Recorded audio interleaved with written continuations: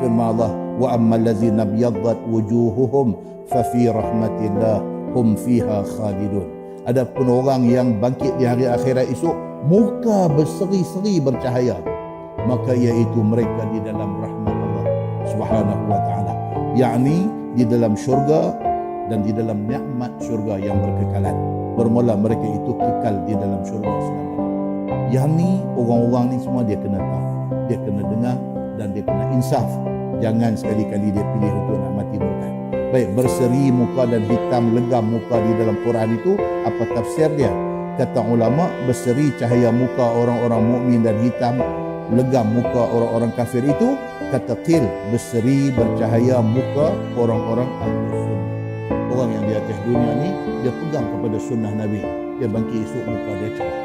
Dan hitam legam muka orang-orang ahlul bid'ah. Di atas dunia ni dia tak mau ikut jalan Nabi, dia pergi ikut jalan yang sesat. Dia ni bangkit esok muka hitam legam.